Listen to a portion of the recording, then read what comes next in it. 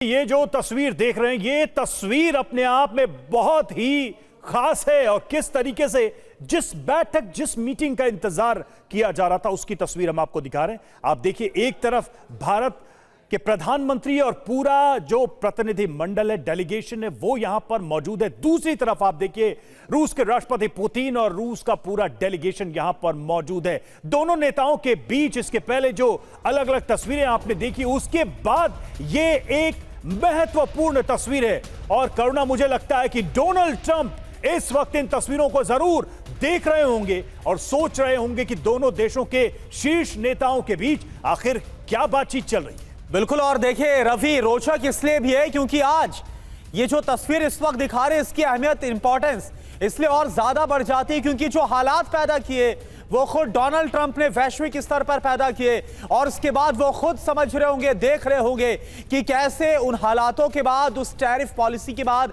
उस गलती के बाद भारत और जो रूस है वो और ज्यादा करीब आते हुए, यानी दोस्ती तो बहुत पुरानी है इतिहास में, लेकिन और ज्यादा जो साझेदारी है वो बढ़ती हुई नजर आ रही है। तो ये तस्वीर आप देखिए, तस्वीर आपके सामने बड़ी है। मैं कुछ देर पहले हमने आपको तस्वीर दिखाई थी जहां पर प्रधानमंत्री नरेंद्र मोदी और रूस के राष्ट्रपति व्लादिमीर पुतिन एक साथ एक ही गाड़ी के अंदर सवार थे।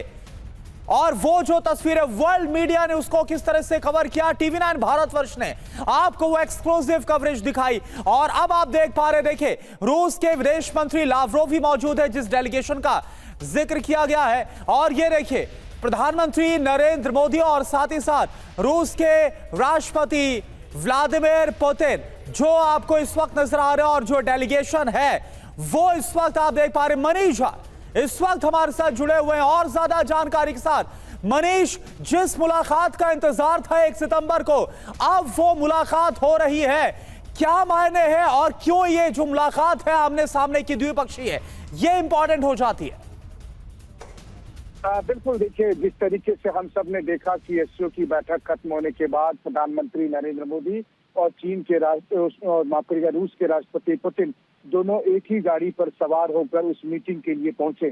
तो पहली मुलाकात तो उनकी गाड़ी में ही हो गई, गाड़ी में ही बातचीत हो गई। और जो दूसरे राउंड का, जिसे आप कह सकते हैं कि फॉर्मल मीटिंग, जो औपचारिक मीटिंग होगी और जिसमें भारत और रूस के बीच जो संबंध है उसकी समीक्षा की जाएगी।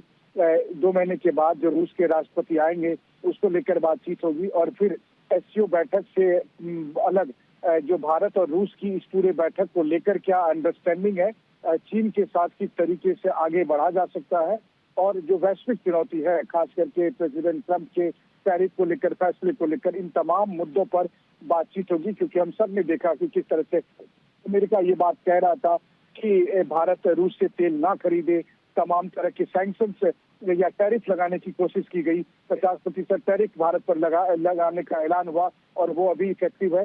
तो ऐसे बैकग्राउंड में प्रधानमंत्री मोदी और प्रेसिडेंट पुतिन की मीटिंग शुरू हो गई है, जिस मुलाकात की लगातार चर्चा हो रही थी। देखिए, एससीओ बैठक में अगर आज की तारीख में देखें तो कल का मुख्य एजेंडा था जब प्रधानमंत्री मोदी और राष्ट्रपति जिनपिंग की मीटिंग हुई।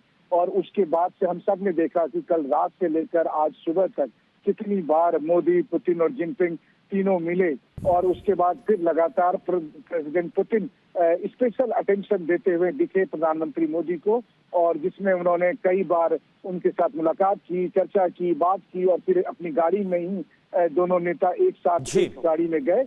और अब जो है सो बायलैटरल मीटिंग शुरू हो रही है, द्विपक्षीय बातचीत शुरू हो रही है, जहां पर प्रधानमंत्री मोदी और प्रेसिडेंट पुतिन के साथ साथ दोनों देशों के डेलीगेशन के कुछ लोग के जो सीनियर लोग हैं वो सब मौजूद होंगे। और फिर भारत और रूस की संबंधों की समीक्षा की जाएगी।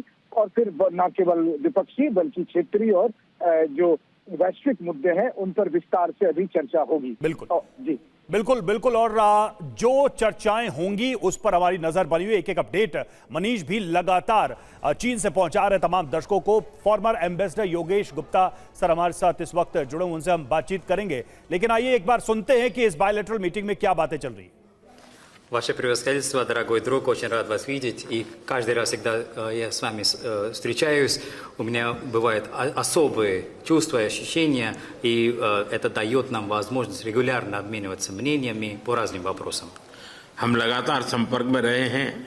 दोनों पक्षों के बीच नियमित रूप से कई उच्च स्तरीय बैठकें भी हुई है। इस वर्ष दिसंबर में हमारी 23वीं समिट के लिए 140 करोड़ भारतीय उत्सुकता पूर्वक आपका इंतजार कर रहे हैं। Мы постоянно находимся в контакте, проводятся регулярные встречи на высоком уровне между двумя сторонами. В декабре текущего года 1 миллиард и 400 миллионов индийцев с нетерпением вас ждут в Индии для нашего 23-го по счету ежегодного саммита между нашими странами. एक्सेलेंसी, ये हमारे special and privilege strategic partnership की गहराई और व्यापकता का परिचायक है। कठिन से कठिन परिस्थितियों में भी भारत और रूस हमेशा कंधे से कंधा मिलाकर चले हैं। हमारा करीबी सहयोग न केवल दोनों देशों के लोगों के लिए बल्कि वैश्विक शांति, स्थिरता और समृद्धि के लिए महत्वपूर्ण है। Уважаемый господин президент, это свидетельствует о том, насколько глубоким и всеобъемлющим является наше особо привилегированное и стратегическое партнерство. Даже при самых тяжелых обстоятельствах Индия и Россия всегда шли вперед, плечом к плечу. Наше тесное сотрудничество имеет значение не только для народов наших двух стран, но и для обеспечения глобального мира, стабильности и процветания. एक्सेलेंसी, यूक्रेन में चल रहे संघर्ष के विषय में हम लगातार चर्चा करते रहे हैं। हाल में किए गए शांति के सभी प्रयासों का हम स्वागत करते हैं।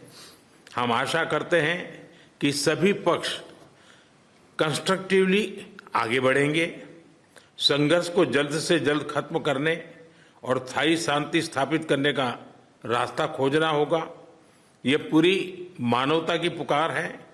एक्सेलेंसी, एक बार फिर आपका मैं हृदय से बहुत बहुत धन्यवाद करता हूँ।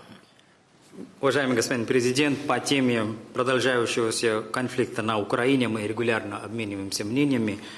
И мы приветствуем все недавно предложенные усилия для установления мира и надеемся, что все стороны будут подходить к этому вопросу конструктивно. Необходимо искать пути для скорейшего завершения конфликта и установления мира. Это и есть призыв всего человечества. Ваше превосходительство, дорогой друг, еще раз большое спасибо, очень рад вас видеть. इस वक्त की बड़ी खबर, प्रधानमंत्री मोदी ने 3 बड़ी बातें की हैं। पहली बड़ी बात, प्रधानमंत्री ने कहा कि यूक्रेन संघर्ष को खत्म करना होगा, उसका रास्ता ढूंढना होगा, पहली चीज। दूसरी चीज, उन्होंने एम्फसाइज किया स्थायी शांति पर, यानी परमानेंट सॉल्यूशन। तीसरी चीज, उन्होंने कहा कि यह मानवता की पुकार है। साथ में उन्होंने कहा कि जो भी प्रयास किए जा रहे हैं हम उसका स्वागत करते हैं। मैं रिपीट करूंगा, प्रधानमंत्री ने अपने ओपनिंग रिमार्क में पुतिन क्या कहना है, ये सुनते हैं। 20 лет со дня принятия совместного заявления, в котором отмечен выход наших отношений на уровень особого привилегированного стратегического партнерства.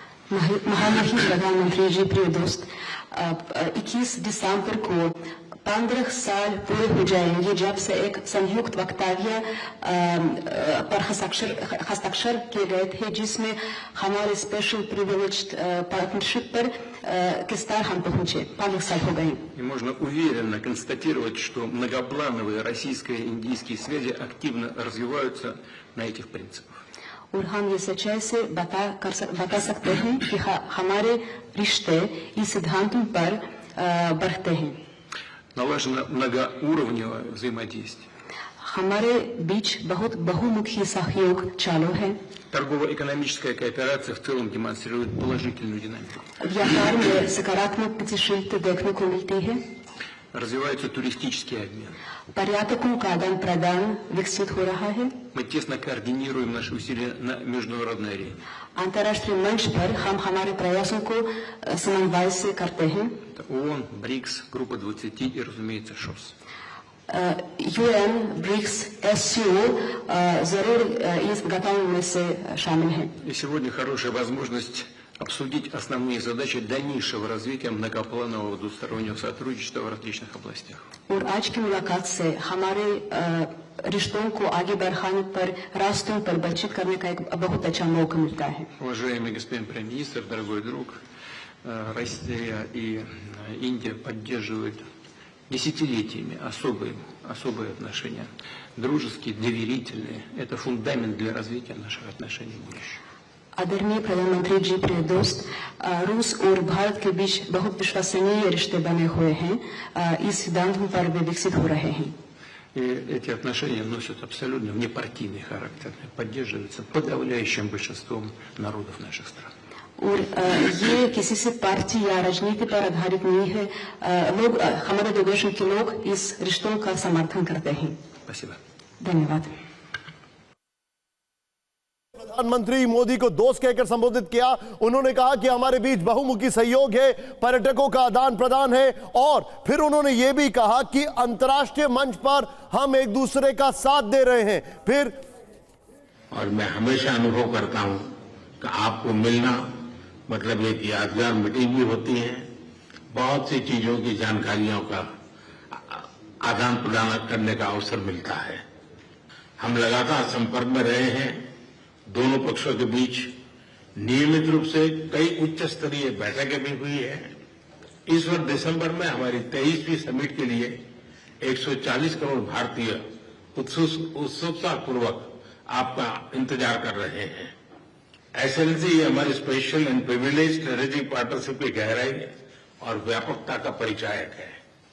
कठिन से कठिन परिस्थितियों में भी भारत और रूस हमेशा कंधे से कंधा मिलाकर चले हैं। हमारा करीबी सहयोग न केवल दोनों देशों के लोगों के लिए बल्कि वैश्विक शांति, स्थिरता और समृद्धि के लिए महत्वपूर्ण है। एक्सेलेंसी, यूक्रेन में चल रहे संघर्ष के विषय में हम लगातार चर्चा करते रहे हैं। हाल में किए गए शांति के सभी प्रयासों का हम स्वागत करते हैं। हम आशा करते हैं कि सभी पक्ष कंस्ट्रक्टिवली आगे बढ़ेंगे। संघर्ष को जल्द से जल्द खत्म करने और स्थायी शांति स्थापित करने का रास्ता खोजना होगा। ये पूरी मानवता की पुकार है। एक्सेलेंसी, एक बार फिर आपका मैं हृदय से बहुत बहुत धन्यवाद करता हूं। बड़ी बात, प्रधानमंत्री ने कहा कि वैश्विक शांति और स्थिरता के लिए भारत और रूस का सहयोग जरूरी है। प्रधानमंत्री ने कहा कि दिसंबर में भारत के 140 करोड़ लोग आपका इंतजार कर रहे हैं।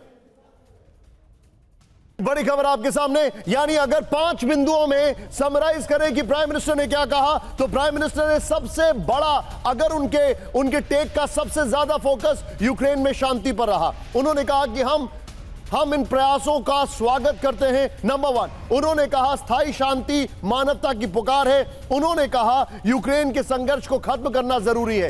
अब आगे उन्होंने जो भारत और रूस के संबंधों पर कहा, उन्होंने कहा वैश्विक शांति और स्थिरता के लिए हमारा सहयोग जरूरी है, यह प्रधानमंत्री ने कहा। साथ ही कहा कि 140 करोड़ भारतीय आपका इंतजार कर रहे हैं, हम लोग लगातार संपर्क में हैं। अब बात पुतिन की जाए। पुतिन ने जो कहा वो बहुत इंपॉर्टेंट है।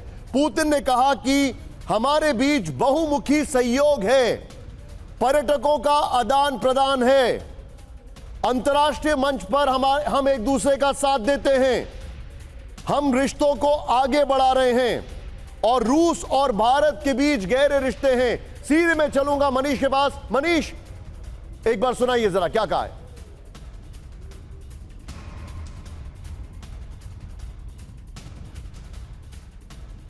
इस वर्ष दिसंबर में हमारी 23वीं समिट के लिए 140 करोड़ भारतीय उत्सुकता पूर्वक आपका इंतजार कर रहे हैं। एक्सेलेंसी, ये हमारी special and privilege strategic partnership की गहराई और व्यापकता का परिचायक है।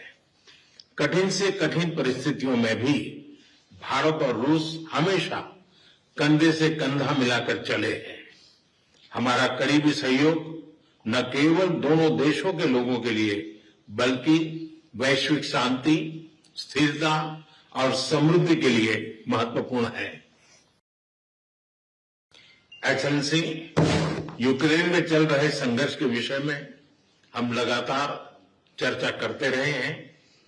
हाल में किए गए शांति के सभी प्रयासों का हम स्वागत करते हैं। हम आशा करते हैं कि सभी पक्ष कंस्ट्रक्टिवली आगे बढ़ेंगे। संघर्ष को जल्द से जल्द खत्म करने और स्थायी शांति स्थापित करने का रास्ता खोजना होगा। ये पूरी मानवता की पुकार है। एक्सेलेंसी, एक बार फिर आपका मैं हृदय से बहुत बहुत धन्यवाद करता हूं। देखिए ये जो आज प्राइम मिनिस्टर का एड्रेस है, इसमें एक बहुत बड़ी लाइन ली गई है। हमारे सभी दर्शक इन लाइन पर ध्यान से दें। प्रधानमंत्री ने कहा कि हमारा आपसी सहयोग वैश्विक शांति, स्थिरता और समृद्धि के लिए जरूरी है। मनीष, मुझे लगता है हम बार बार एक ग्लोबल ऑर्डर की बात कर रहे हैं। ये ग्लोबल ऑर्डर में भारत और रूस की जो इंपॉर्टेंस होगी उसको लेकर एक बहुत बड़ा स्टेटमेंट है। Your take Manish.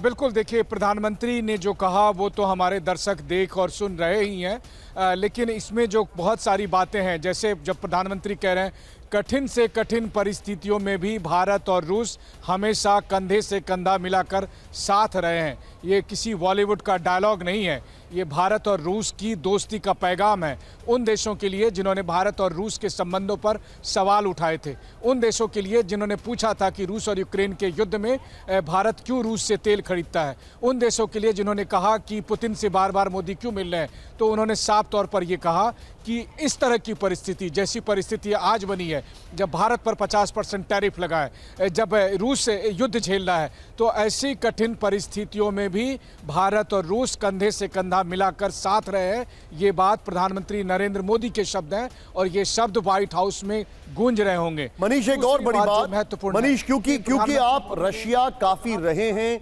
आप वहां के कल्चर को समझते हैं। प्रेसिडेंट पुतिन ने जो वर्ड्स का इस्तेमाल किया, अगर मैं उसको कंपेयर करूं अलास्का से, और अलास्का के बाद भी उन्होंने प्राइम मिनिस्टर को फोन किया था जब dear friend president Putin had called me, Modi ji ने ट्वीट किया था। यहां पर उन्होंने क्या कहा है, हमारे बीच बहुमुखी सहयोग है, यह बड़ी बात है। दूसरी बात, उनका यह कहना है कि अंतर्राष्ट्रीय मंच पर हम दोनों ने एक दूसरे का साथ दिया है, यानी एक ट्रस्टेड एलाय के तौर पर रशिया भारत को देख रहा है उस चीन के अंदर जो अभी रशिया का ट्रस्टेड एलाय है, लेकिन ट्रेडिशनली रशिया और चाइना ट्रस्टेड एलाइज, बहुत स्ट्रॉन्ग एलाइज नहीं हुआ करते थे।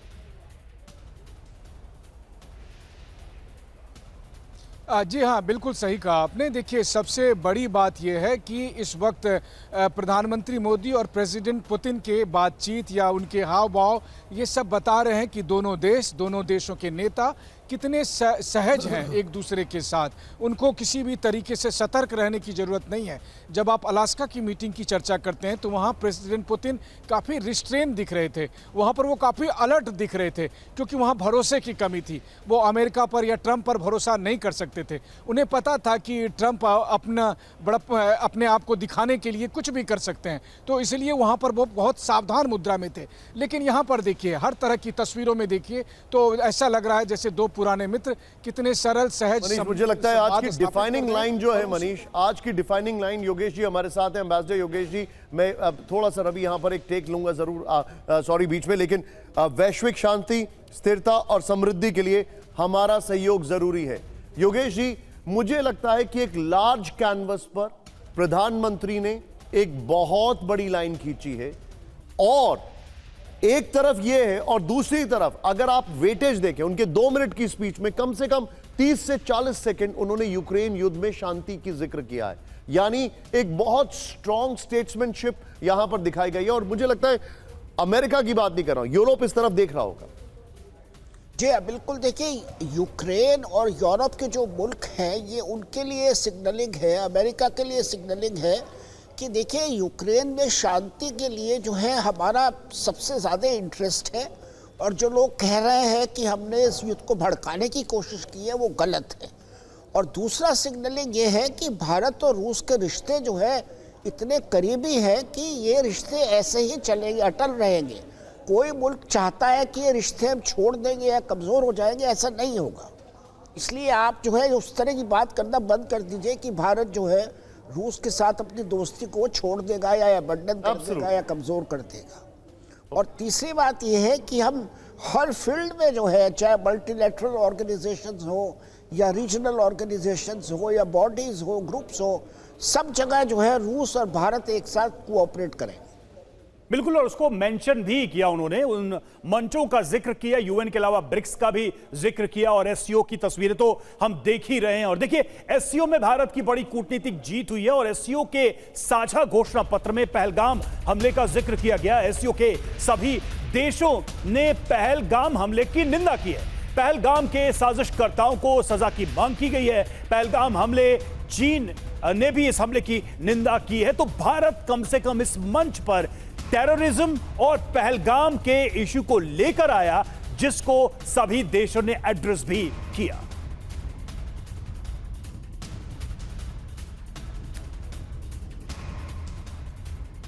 तो आपको याद भी होगा कि जब एससीओ में रक्षा मंत्रियों की बैठक हुई थी, उस दौरान जब पहलगाम हमले का जिक्र नहीं हुआ था, तब उस डिक्लेरेशन में भारत ने साइन नहीं किया था। लेकिन अब यह आज बड़ी कामयाबी, एससीओ में भारत की बड़ी जीत हुई है। साझा घोषणा पत्र में क्या है यह आप देखिए। नंबर 1, पहलगाम हमले का जो जिक्र है वो किया गया है, और इसके साथ साथ पहलगाम हमले की जो निंदा है वो की गई है कड़े शब्दों में। पहलगाम के साजिशकर्ताओं को सजा की मांग भी की गई है, और पहलगाम हमले के प्रायोजकों पर कार्रवाई हो, यह भी कहा गया है। आतंकवाद पर दोहरा रवैया स्वीकार नहीं है। सीमा पर आतंक को रोकने की बात भी कही गई है इस जॉइंट स्टेटमेंट में। तो कुल मिलाकर टेररिज्म को जिस तरीके से प्रधानमंत्री ने इसमें एड्रेस किया और उसके बाद एक सेकंड मिला है सभी देशों के द्वारा, यह अपने आप में काफी महत्वपूर्ण है। योगेश सर, सवाल यहां पर यह है कि एक देश जिस पर यह आरोप है कि वो टेररिज्म को एक्सपोर्ट करता है, खासकर भारत की बात करें, उसके लिए यह कितना एम्बैरेसिंग मोमेंट है जब भारत के प्रधानमंत्री टेररिज्म की बात करते हैं, पहलगाम की बात करते हैं, और उस पर सभी देशों का समर्थन भी मिलता है। नहीं, देखिए, पाकिस्तान के लिए तो सच में ये बहुत बड़ा एम्बैरेसमेंट है कि एससीओ के मुल्क जो कि सब नेबरिंग कंट्रीज हैं, कि उन्होंने कैसे एकजुट होकर जो है वो इस हमले की को क्रिटिसाइज किया है। और सबसे बड़ी बात यह है कि जो होस्ट मुल्क है चीन, जो कि पाकिस्तान को अपना आयरन ब्रदर कहता है, वो भी जो है भारत की तरफ उसका झुकाव है, वो भारत की तरफ ज़्यादा आ गया है। और वो उसने भी जो है एकजुट होकर कहा है कि ये इस तरह के हमले जो है ये गलत है, और जो दोषी लोग हैं उनके खिलाफ जो है उनको सज़ा मिलनी चाहिए, उनके खिलाफ एक्शन लेना चाहिए। सबसे बड़ी बात यह है कि चीन और भारत जो है इस एससीओ समिट में क्लोज आए हैं, और ये मेरे ख्याल में जो ग्लोबल डेवलपमेंट्स हैं उनका भी असर है। जो अमेरिका और पाकिस्तान के बीच में कुछ खास तौर से वो बलूचिस्तान वगैरह में जो उन्होंने माइनिंग के राइट्स दिए हैं उनको, उसका भी असर है। तो कुल मिला के जो है, देखिए, भारत और चीन और भारत और रूस की दोस्ती और अच्छी हुई है, और भारत और चीन और नजदीक आए एक दूसरे के। बिल्कुल, और देखिए एससीओ में मौजूद पाकिस्तान के लिए बड़ा एम्बैरेसिंग मूवमेंट भी है। लेकिन एक बार फिर से आपको बता दें, कुछ ही देर पहले जो हमने आपको तस्वीर दिखाई प्रधानमंत्री नरेंद्र मोदी और व्लादिमीर पुतिन की मुलाकात की, उस दौरान प्रधानमंत्री ने क्या कहा, एक बार आपको फिर सुना रहे हैं। आपसे मिलकर बहुत खुशी हो रही है, और मैं हमेशा अनुभव करता हूं कि आपको मिलना मतलब एक यादगार मीटिंग भी होती है, बहुत सी चीजों की जानकारियों का आदान प्रदान करने का अवसर मिलता है। हम लगातार संपर्क में रहे हैं। दोनों पक्षों के बीच नियमित रूप से कई उच्च स्तरीय बैठकें भी हुई है। इस वर्ष दिसंबर में हमारी 23वीं समिट के लिए 140 करोड़ भारतीय उत्सुकता पूर्वक आपका इंतजार कर रहे हैं। एक्सेलेंसी, ये हमारी special and privilege strategic partnership की गहराई और व्यापकता का परिचायक है। कठिन से कठिन परिस्थितियों में भी भारत और रूस हमेशा कंधे से कंधा मिलाकर चले हैं। हमारा करीबी सहयोग न केवल दोनों देशों के लोगों के लिए बल्कि वैश्विक शांति, स्थिरता और समृद्धि के लिए महत्वपूर्ण है। एक्सेलेंसी, यूक्रेन में चल रहे संघर्ष के विषय में हम लगातार चर्चा करते रहे हैं। हाल में किए गए शांति के सभी प्रयासों का हम स्वागत करते हैं। हम आशा करते हैं कि सभी पक्ष कंस्ट्रक्टिवली आगे बढ़ेंगे, संघर्ष को जल्द से जल्द खत्म करने और स्थायी शांति स्थापित करने का रास्ता खोजना होगा। ये पूरी मानवता की पुकार है। एक्सेलेंसी, एक बार फिर आपका मैं हृदय से बहुत बहुत धन्यवाद करता हूं। तो पीएम मोदी पुतिन का ब्रोमांस किस तरीके से एक दूसरे को भाई दोस्त बता रहे हैं, और ये सेंटेंस भी यूज किया गया, ये अपने आप में एक खास तरीके का मैसेज है। संदेश क्या है? देखिए, रूस से अटूट दोस्ती का ये संदेश है। गर्मजोशी भरे रिश्ते रहे हैं, ये शब्द ही अपने आप में बताता है कि दोनों के बीच किस तरीके का संबंध है, न सिर्फ नेताओं के लेवल पे बल्कि दोनों राष्ट्रों के स्तर पर भी कैसा संबंध रहा है। और देखिए, भारत और रूस की साझेदारी की बात करें तो यह मजबूत साझेदारी साफ तौर पर यहां पर सामने आती है। और मुलाकात में भी प्रधानमंत्री मोदी और व्लादिमीर पुतिन की तरफ से कहा गया, अमेरिकी दबाव पूरी तरह से बेअसर यहां पर दिख रहा है। एक झलक, कोई फर्क यहां पर नजर नहीं आ रहा। ग्लोबल साउथ में भारत की जो धाक है वो साफ तौर पर नजर आ रही है। दो बेहद शक्तिशाली देश एक साथ नजर आ रहे और ज्यादा करीब हो गए। अगर यह ज्यादा बेहतर होगा कहना है कि जो कुछ डोनाल्ड ट्रंप की तरफ से किया गया और जैसी बातें उन्होंने अपने एडवाइजर से मानी है, खासतौर पर पीटर नवारो जो हाल फिलहाल में बोलते हुए नजर आए। मनीष झा भी इस वक्त हमारे साथ यानचिन से लगातार लाइव कनेक्ट है।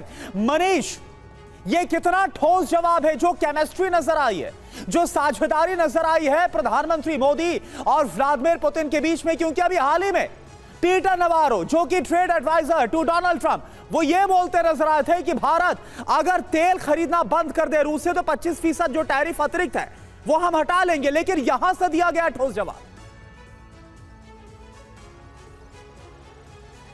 बिल्कुल, देखिए, जब प्रधानमंत्री नरेंद्र मोदी ये कहते हैं कि भारत और रूस के बीच एक प्रिविलेज स्ट्रेटेजिक पार्टनरशिप है और ये संबंधों की जो गहराई है, तो इसी संबंधों की गहराई को पीटर नवारो समझ ही नहीं सकते। वैसे भी अमेरिकन के बारे में कहा जाता है कि वो किसी भी रिलेशनशिप की मैच्योरिटी को, उसके वो कितना गहरा है, इसको नहीं समझ पाते हैं। और पीटर नवारो ने तो हद ही कर दी है, क्योंकि अगर वो ये समझ ही नहीं पा रहे कि भारत और रूस के बीच का रिश्ता कितना गहरा है और कितना मजबूत है, और न केवल आज बल्कि सोवियत के ज़माने से भी 1954 से लेकर आज तक अगर दुनिया में कोई एक चीज़ स्थिर रही है तो वो रहा है भारत और सोवियत संघ, और भारत और रूस का जो रिश्ता है वो कंटिन्यू रहा है। तो प्रधानमंत्री नरेंद्र मोदी के संबोधन में उस बात का एक संदेश भी था अमेरिका के लिए।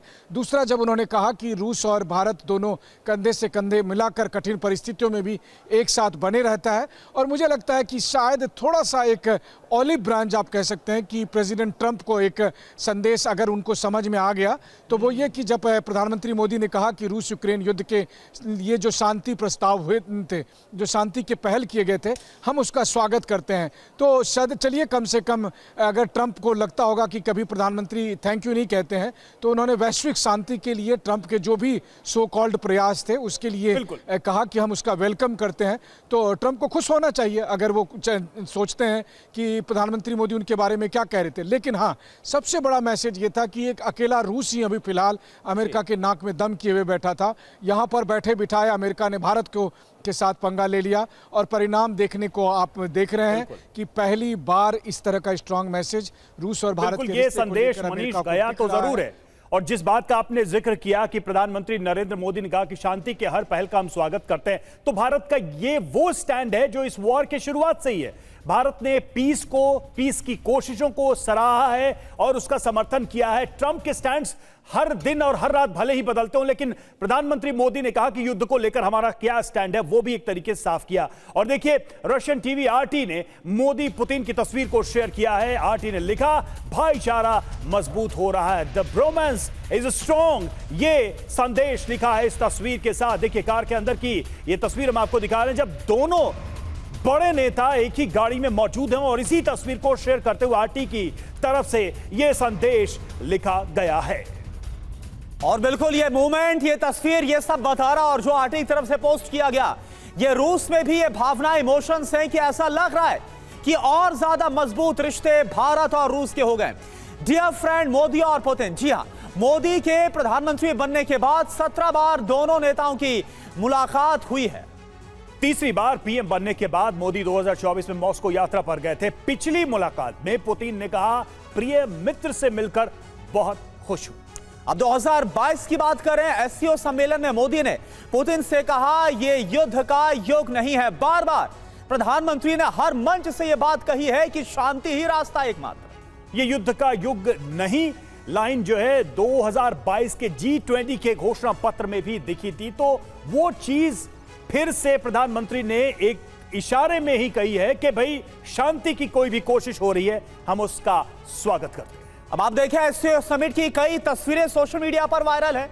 आपको एक तस्वीर दिखाते हैं जिसमें यह देखिए आप, प्रधानमंत्री मोदी कुछ कहते हुए दिखाई दे रहे हैं, जबकि पुतिन और जिनपिंग उन्हें ध्यानपूर्वक सुनते हुए नजर आ रहे हैं। ये देखिए आप तस्वीरें, और इस तस्वीर पर आई एम श्योर कि डोनाल्ड ट्रंप का भी ध्यान गया होगा।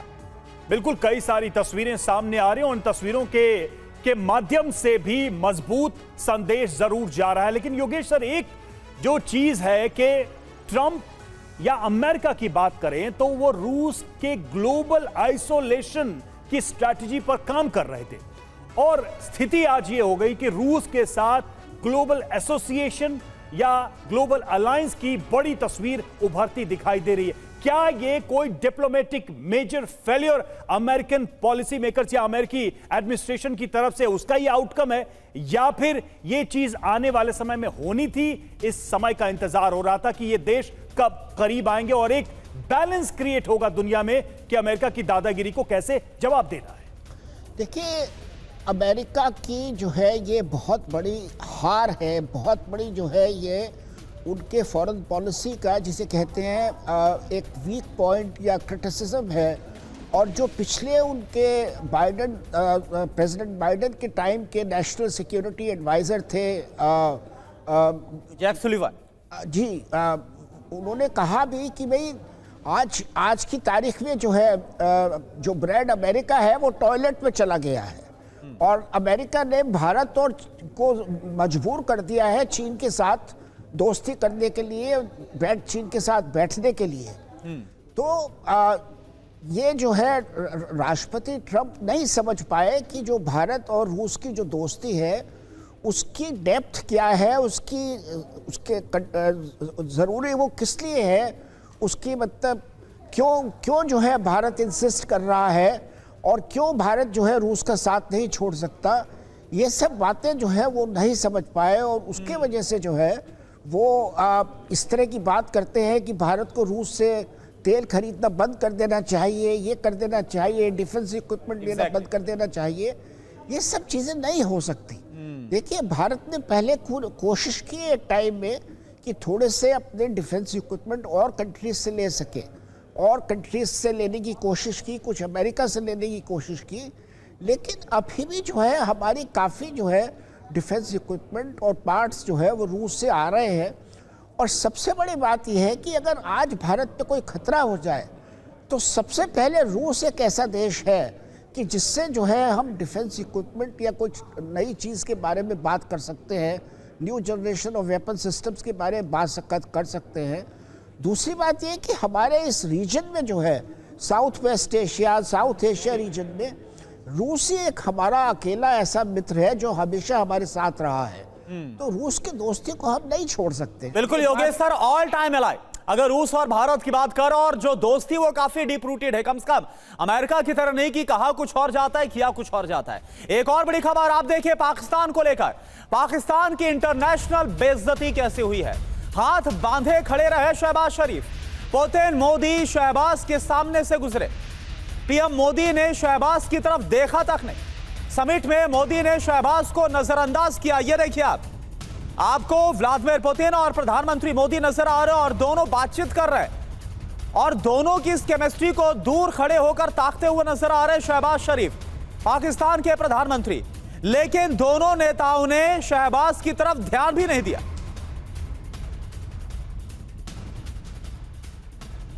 और पाकिस्तान के पीएम शहबाज शरीफ की एक और तस्वीर की बात करें जो बताती है कि दुनिया में पाकिस्तान की हैसियत क्या है।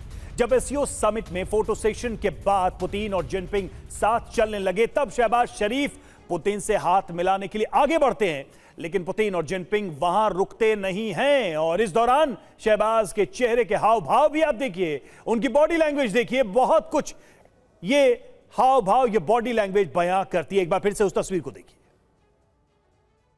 देखिए किस तरीके से यहां से पुतिन और जिनपिंग आगे बढ़ते हैं, रास्ते में शहबाज शरीफ मिलते हैं। ये देखिए हाथ मिलाने के लिए आगे बढ़ते हैं, लेकिन कुछ होता नहीं है। वो बात करते हुए दोनों आगे निकल जाते हैं। उसके बाद उनके फेशियल एक्सप्रेशंस देखिए, चेहरे पर जो एक हताशा वाली प्रतिक्रिया आपको दिखाई दे रही होगी, वो दिखाई देती है। ये सब कुछ बता रहा है कि आखिर पाकिस्तान की मौजूदगी और उसकी हैसियत इस मंच पर क्या है, कैसी है।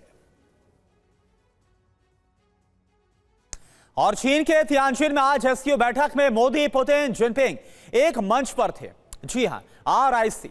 पीएम मोदी जहां पुतिन और जिनपिंग को एक साथ लाए, वहीं शहबाज शरीफ की मौजूदगी में आतंकवाद पर एक बड़ा प्रहार किया गया। तो ये देखिए तस्वीरें बहुत खास, और ये तस्वीरें बता रही है कि कैसे वैश्विक स्तर पर जिस RIC का लगातार जिक्र हो रहा था वो और मजबूत हो रहा है। और योगेश सर, यह आप बताइए कि आज से पहले और खास तौर पर डोनाल्ड ट्रंप के इस टैरिफ वार प्रहार से पहले RIC का जिक्र नहीं किया गया था। किसी ने सोचा नहीं था कि केमिस्ट्री इतनी बेहतर होगी।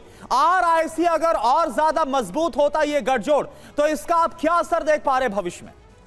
भाई देखिए, आज से पहले तो जो है, जब एक दो बारी रूस ने हमसे पूछा, पिछले साल की बात है, कि भाई RIC की कुछ बैठक वगैरह कर ले, तो भारत ने कुछ खास इंटरेस्ट नहीं लिया था उस वक्त। और हमारा सोच ये थी कि भाई इस वक्त जिस तरह से चल रहा है चलने दीजिए। लेकिन ये राष्ट्रपति ट्रंप ने जो है, जो ये हमारे ऊपर 50% टैरिफ लगाए हैं, और ख़ास तौर से ये जो 25% टैरिफ रूस से ऑयल खरीदने के लिए लगाया है, इससे जो है एक बहुत ही गलत संकेत जो है अमेरिका ने दिया, और हमें मजबूर कर दिया कि भाई हमें जो है अब जो है, जो अपने चीन के साथ जो हमारी बातचीत हो रही थी, कि भाई उसको थोड़ा सा और हम बढ़ाएं। और जो अमेरिका के साथ हमने उम्मीद की थी कि बहुत क्लोज हमारे रिश्ते स्थापित हो पाएंगे, अब वो नहीं हो सकते, क्योंकि अमेरिका जो है उस पर ना इतनी पेशेंस है, ना वो हमारी स्थिति को समझने के लिए तैयार है, और वो डिक्टेशन देने के लिए कोशिश करता है, वो हमारी पॉलिसीज़ को डिक्टेट करना चाहता है, वो हमें मंजूर नहीं है। तो इसलिए जो है अब हमें हमारे रिश्ते अब चीन और रूस के साथ बेहतर हो रहे हैं, और इसमें स्वाभाविक है कि किसी मौके पर जो है, किसी टाइम पर ये तीनों मुल्क डिसाइड करें कि भाई ये RIC की बैठक फॉर्मली अब शुरू करते हैं। बिल्कुल, और ये बहुत ही बारीक लाइन है अपने आप में कि डिक्टेट करने की कोशिश की जा रही थी ट्रंप के द्वारा। एक फ्रेंडली देश, एक ऐसा देश जो दोस्त था, उसको डिक्टेट करके अपनी पॉलिसीज पर लाने की कोशिश की जा रही थी, तो शायद उसका आउटकम ऐसा ही होता। और देखिए SCO में पीएम मोदी ने पहलगाम हमले का जिक्र किया। पहलगाम हमला सिर्फ भारत की अंतरात्मा पर हमला नहीं, पहलगाम हमला मानवता पर हमला था। पीएम मोदी ने कहा पहलगाम हमला मानवता के लिए चुनौती, कुछ देशों का आतंक को समर्थन स्वीकार नहीं है। यह पीएम मोदी ने आतंकवाद और पहलगाम का जिक्र करते हुए कहा। भारत पिछले 4 दशकों से निर्मम आतंकवाद का दंश झेल रहा है। कितनी ही माताओं ने अपने बच्चे खोए और कितने बच्चे अनाथ हो गए। हाल ही में हमने पहलगाम में टेररिज्म का बहुत ही घिनौना रूप देखा। इस दुख की घड़ी में जो मित्र देश हमारे साथ खड़े रहे, मैं उनका आभार व्यक्त करता हूं। यह हमला केवल भारत की अंतरात्मा पर ही आघात नहीं, यह मानवता में विश्वास रखने वाले हर देश, हर व्यक्ति को खुली चुनौती थी। ऐसे में प्रश्न उठना स्वाभाविक है, क्या कुछ देशों द्वारा आतंकवाद का खुलेआम समर्थन हमें स्वीकार्य हो सकता है? एक्सेलेंसी, हमें स्पष्ट रूप से और एक स्वर में कहना होगा कि आतंकवाद पर कोई भी डबल स्टैंडर्ड स्वीकार्य नहीं होगी। हमें मिलकर आतंकवाद का हर रंग में, हर रूप में विरोध करना होगा। ये मानवता के प्रति हमारा दायित्व है। तो आतंकवाद किसी भी रंग किसी भी रूप में हो उसका कड़ाई के साथ विरोध होना चाहिए, बहुत क्लियर कट मैसेज प्रधानमंत्री की तरफ से। तो एससीओ के साझा घोषणा पत्र में भारत को बहुत बड़ी कूटनीतिक जीत मिली है। एससीओ के संयुक्त घोषणा पत्र में पहली बार पहलगाम आतंकी हमले की स्पष्ट तौर पर निंदा को शामिल करवाना भारत की दृढ़ कूटनीति का परिणाम है।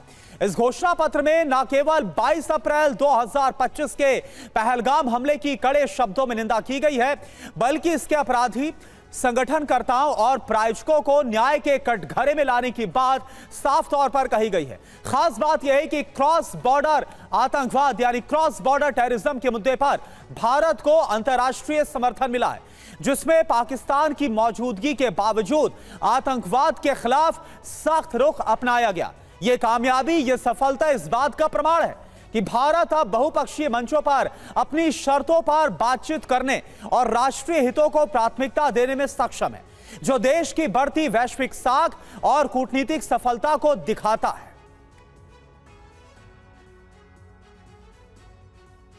और सीधे चलते हैं मनीष के पास। मनीष, आतंकवाद का जिक्र होता है, पाकिस्तान का जिक्र होता है और पाकिस्तान के प्रधानमंत्री की मौजूदगी इस मंच पर होती है। कैसे इस पूरे स्टेटमेंट को और उसके रिसेप्शन को बाकी मेंबर्स के द्वारा देखा जाए, तब जबकि पाकिस्तान, चाइना और अमेरिका दोनों के सामने कटोरा लेकर खड़ा रहता है कि भीख में कुछ मिल जाए?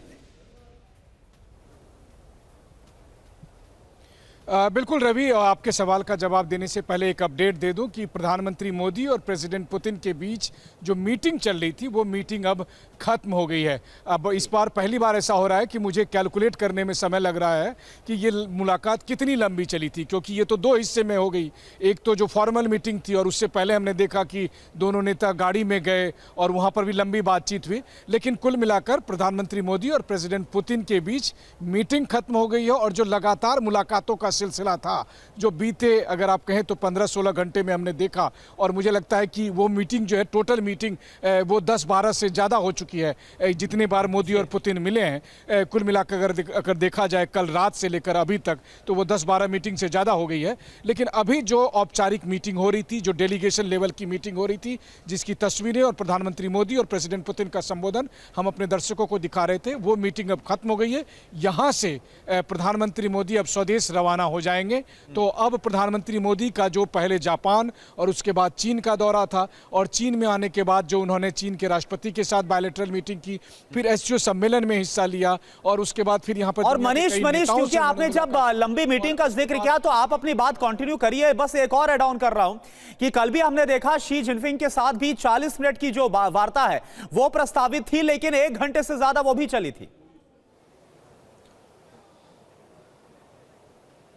बिल्कुल, देखिए सबसे बड़ी बात है कि इसलिए नहीं कि हम लोग इंडियन जर्नलिस्ट हैं, लेकिन मैं ये बात बहुत निष्पक्ष होकर ये कह सकता हूँ कि इस बार के एससीओ मीटिंग का, एससीओ सम्मेलन का जो शो स्टॉपर था वो भारत था, प्रधानमंत्री नरेंद्र मोदी थे। और ऐसा लग रहा था कि जैसे इस सम्मेलन का आयोजन ही इसी मकसद से किया गया था कि भारत के प्रधानमंत्री यहाँ पर आएंगे और फिर यहाँ पर जो है चीन के राष्ट्रपति और रूस के राष्ट्रपति के साथ उनकी मुलाकात होगी। बाकी तो जो अटेंडेंस जैसा रवि पूछ रहे थे शहबाज शरीफ को लेकर, देखिए शहबाज शरीफ को एक छोटी सी राहत मिली है जिसके बाद वो यहाँ से घर जा सकते हैं कि शी जिनपिंग ने ऐलान किया है कि वो एससीओ मेंबर के लिए कुछ दान देंगे।